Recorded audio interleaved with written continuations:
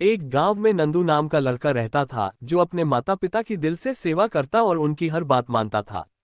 नंदू मन लगाकर पढ़ाई करता था और हमेशा सबकी मदद को तैयार रहता था। गांव के सभी लोग उसे बहुत प्यार करते थे। नंदू के पिता दिन भर फेरी लगाकर सब्जी बेचा करते थे और उसकी मां घर संभालती थी। उसकी एक छोटी बहन थी जिससे वह बहुत प्यार करता था। पिता की कमाई से घर और पढ़ाई का खर्चा निकल जाता था। स्कूल जाने से पहले नंदू सुबह सारी सब्जियां धोकर ठेली पर सजा देता था, जिससे उसके पिता को मदद मिल जाती थी। एक दिन उसके पिता बारिश में भीग गए और बीमार पड़ गए। फिर एक दिन अचानक उनकी मृत्यु हो गई। इस हादसे से पूरा परिवार हिल गया। घर में सभी पैसे पैसे के लिए मोहताज हो गए। नंदू के माँ की तबीयत भी खराब रहने लगी। नंदू समझ नहीं पा रहा था कि कैसे वह परिवार की मदद करे। नंदू ठेली लगाना तो चाहता था, लेकिन अभी वह सिर्फ 8 साल का था। इतनी कम उम्र में वह इस काम को नहीं संभाल सकता था। नंदू ने अपनी माँ से रामायण महाभारत के साथ साथ दैवीय चमत्कार की कहानियां सुनी थीं। उसके मन में विचार आया कि भगवान तो सभी की मदद करते हैं, उसकी भी जरूर करेंगे। ये सोचकर एक दिन तड़के ही वह मंदिर पहुंच गया। उसने वहां जाकर हाथ जोड़ा और बोला, भगवान मैं छोटा बालक हूं, पूजा करना नहीं आता, लेकिन तुमसे विनती करता हूं कि रास्ता दिखाओ। इस तरह नंदू स्कूल जाने के क्रम में नियम से रोज मंदिर जाता और भगवान से विनती करता। इस तरह करते करते उससे कई महीने गुजर गए।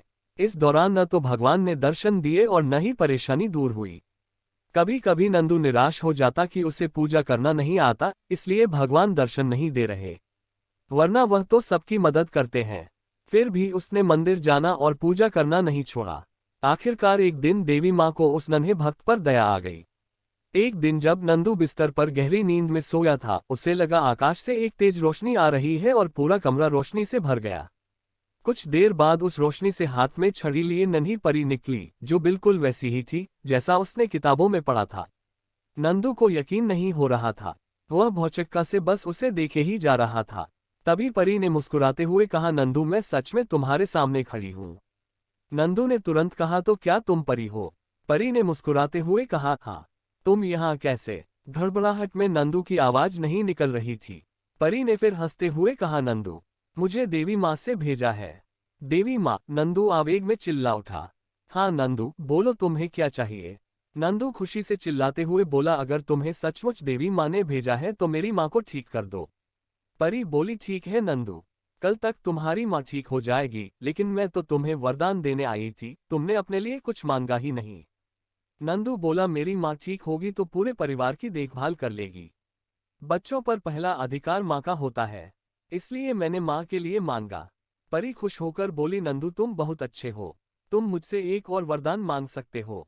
इस पर नंदू बोला, परी मुझे ऐसा वरदान दो कि मैं बड़ा होकर अच्छे रास्ते पर चल सकूं। परी ने खुश होते हुए नंदू को एक अंगूठी दी और बोली, इसे पहनकर जो मांगोगे वो मुराद पूरी होगी, लेकिन जिस दिन गलत काम के लिए इस अंगूठी का इस्तेमाल करोगे तो इसकी शक्ति खत्म हो जाएगी। एक बात और, इस अंगूठी का जिक्र किसी से न करना, वरना गायब हो जाएगी। ऐसा कहकर परी वहां से चली गई। सुबह उठकर जब नंदू ने देखा तो अंगूठी उसकी उंगली में मौजूद थी। उसने देखा कि माँ पूरी तरह से ठीक हो चुकी है और घर के काम कर रही है। वह अपनी माँ को सारी बात बताना चाहता था, लेकिन फिर परी की बात याद आ गई और वह चुप हो गया। मेहनत के बल पर अब उसका परिवार सुख से रहने लगा। कहानी से सीख, इंसान को लालच कभी नहीं करना चाहिए। कर्म पर विश्वास करने वाले लोगों के लिए कुछ भी असंभव नहीं होता।